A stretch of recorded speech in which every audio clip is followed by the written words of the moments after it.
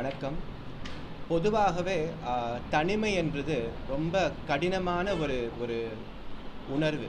அது வந்து தாய் தகப்பனாக கைவிடப்பட்ட குழந்தைகளாக இருக்கட்டும், இல்லை மூதாட்டிகளாக இருக்கட்டும், loneliness is a very sad emotion.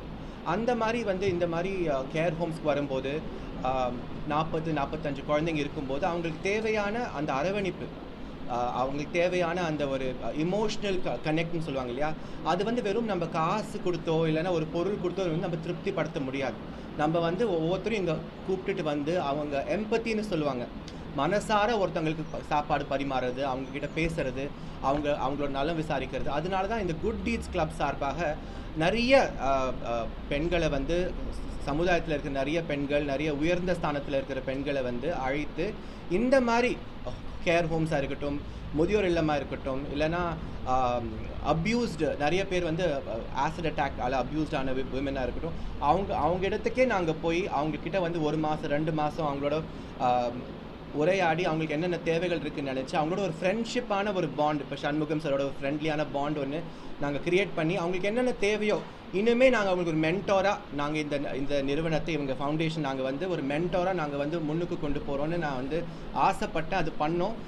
Doctor Radhakrishnan IAS அவர்களுக்கு மனதார நான் நன்றி சொல்ல கடமைப்பட்டிருக்கேன். அவர் எப்போ பார்த்தாலும் காலையிலேருந்து நைட்டு வரைக்கும் அவரோட சோஷியல் மீடியா பார்த்தாலோ இல்லை நியூஸ் சேனலில் பார்த்தாலோ மக்கள் சேவைக்கு அர்ப்பணித்த ஒரே ஒரு பெரிய பியூரோக்ராட்னு சொன்னால் ராதாகிருஷ்ணன் ஐஏஎஸ் அவர் தான். பிக் ரவுண்ட் ஆஃப் அப்ளாஸ் ஒரு ராதாகிருஷ்ணன் சார்.